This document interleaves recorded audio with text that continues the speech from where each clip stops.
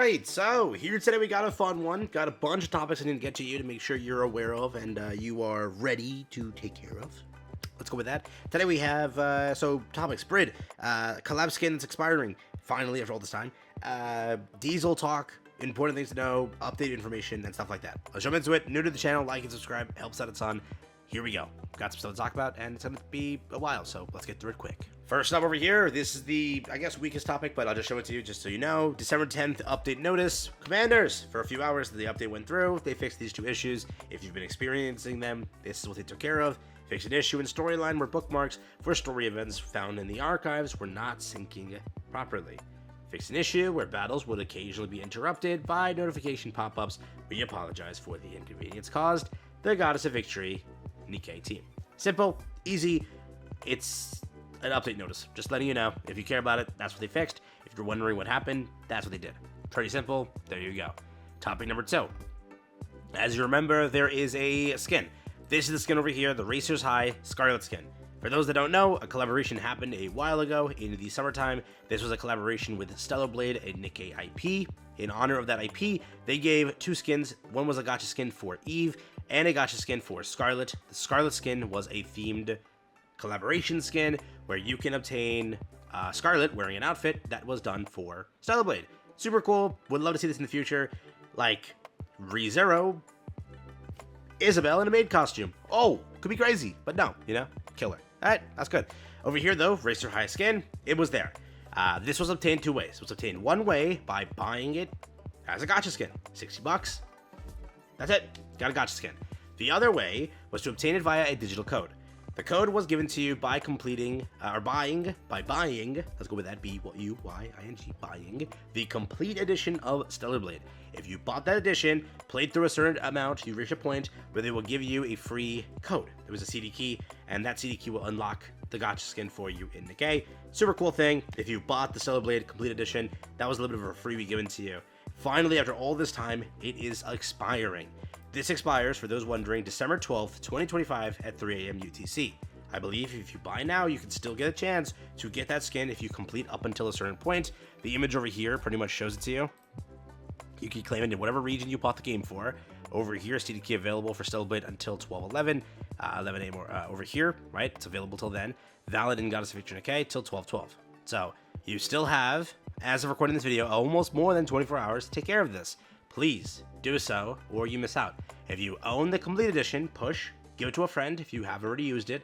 Do whatever you need to. If you already purchased the skin, do what you want. What I will say is, for those that are PlayStation players who have been asking me, like, over the course of the last few months now, like, what happens to them? The thing is, nothing. I'm a person who purchased, so I lose the skin permanently, right? Because I purchased the day one when Stellar Blade dropped, before a complete edition ever existed. So when the game dropped day one, I purchased the game. Now, there was no way for PS players to actually upgrade to Deluxe Edition to get that. We would literally have to re-spend $80 to buy the complete edition to get the skin. So in the end, it was not a worth thing for me. I was like, hey, I'm not gonna get it that way. I'm not gonna put $50 for the skin anyways. So for me, I now lost the skin. But the thing is, for those that waited out the thing to see like what the drama would happen and would they do anything about it, they didn't. They made a statement. The statement was bullcrap. They didn't do anything about it. For those that were wondering, they did give a compensation. That being that if you were on PS5, they gave you that exclusive PC quest. That's it. Nothing else. All right. They ignored it and just let it blow away. Yeah, it's pretty much it. So the drama was in September. Pretty much, we're not asking for exclusive content. We're asking to get the code because we can't get the code unless you pay $80, right? So they just shafted anybody who bought the game day one. It was like the biggest middle finger ever, and that's it.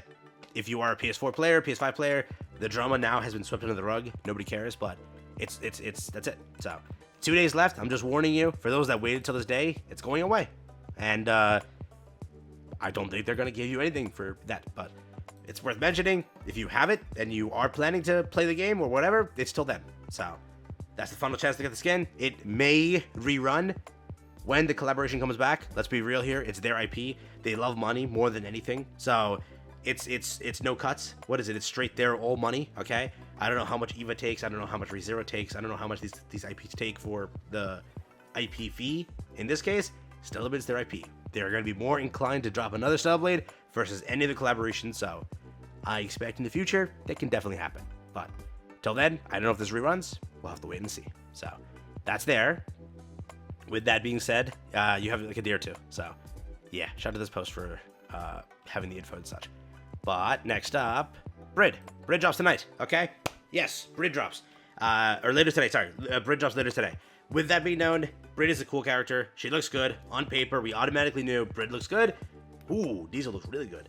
Diesel has gotten her rankings, so apparently people are telling me that like Nikke GG rated her too. I don't know why I can't see the rating, but they rated her in bossing apparently triple S, which is like damn. For the most part, where she got ranked over here on Pride Win is at A story low deficit, A story high deficit, SS at bossing, and B at PvP. The thing is, we told you, yeah, I agree that she should be SS plus because she is doing what basically you want her to do. She is able to do good in fire, and she's also good to do in neutral. Now, because of that, her value is so much higher than a character, if you were to say, who's strictly good in a certain area, right? Some characters, like let's say Ludmilla used to be, right? She was good in water, but she's really good in neutral as well. It doesn't just like stop her abilities. She's good everywhere, which is really what you want to see. Diesel is no different. She is that way. The pros and cons, if you are wondering what they gave her, is this over here. They said very strong and meta DPS, good DPS option for neutral element, buffs and team damage by applying damage taken on enemies during burst. Ideal pick for bosses with parts since it buffs her dot and nullifies the hit rate debuff she gives. Yet she doesn't lose too much damage here if the boss doesn't have parts. Very versatile. High scalability on attack buffs, but not as scalable as Mahara, who scales on both attack and attack damage. Increase the normal attack range of her squad in non-combat areas on the surface and meta skill. The first fire unit to have that surface skill. Elysian, Tower, Bossing Savior, Family. Diesel. The issues are diluted attack damage makes pairing her with attack damage less rewarding, which is true. Because she barely scales on attack damage, attack OL becomes relatively more important. No self-attack buffs may limit her effectiveness at high deficit and against enemies with high defense unless she enjoys good OL and supports. Needs a lot of lines to optimally work. 1 to 2 times max ammo might be needed in low burst gen comps. May not be very effective against enemies that have cleanse debuffs, but luckily she doesn't suffer as much as Mahara does. If you spam tap her burst gen, be careful not to let her stacks expire. If you manual her near reloads, you may accidentally let her stacks expire due to tight timings. Cannot be used as an off-burst DPS, limiting team flexibility. Whenever possible, always burst second. Hit rate debuff to ally debuff, team damage if it makes them miss. Damage taken is only during her burst, so no buffing units like Alice and Red Hood. We hate how well when Diesel's quotes fit her backstory. So that is there. For the most part, you'll look at this and be like, oh, she's garbage because of how many cons there are. But no, there's a lot. The thing is, I told you. That's why I made my first video saying be aware. I stand by everything I said. She's a very heavy character to build. We stared at her for while I'm in the video. I'm like staring at her. If I was live, you would hear me like crash out. I'm like, what the hell, bro? Because when using her, we're learning, like, I was learning, oh, she scales well with attack, but nothing else. So that's a problem. Now, second, what's the other problem? Oh my god, you gotta build the hell out of her, and you really gotta hope your RNG stacks, because if it doesn't, you probably suck at using the character, right? So we learned that very quickly. We're like, not good. But once you get past that, she's SS tier. So with that knowledge, that's what Diesel got. We'll wait and see what BRID gets, but BRID on paper looks very, very good. She is more so, not restricted, but more so used for like shotgun comp. She's more so restricted towards win code enemies being the case. So if you are going against win code, you definitely have a very, very powerful character here. A lot of players are looking forward to her capabilities. A supporter usually takes you pretty far because comparatively we don't have that much there. But could be crazy, could be not. What I will say for the most part is they're both limited, right? So if you miss them, you miss them. What I will still say is, are they meta and like are you forced to pull them? At the end of the day, Robbie Red Hood's that. At the end of the day, I would still say like Siren, Crown, Red Hood originally, and whatever you might say. Moreover, I would say like you would look at Nayuta or Lib and be like, okay, those are like, if you were to say must pulls, right? Because they're pilgrims, they're super, super good. A lot of playability outside of that, PvP, PvE, stuff like that, right? Here, she's good in bossing, correct? We know that for a fact here, but everything else is like, oh. So if you're only playing stuff like this, not this, what happens then, right? But I will still say that it's good to have. Not a must pull, but a great pull. Yeah, we'll see what happens tomorrow. We'll get our idea here, but BRID is coming soon.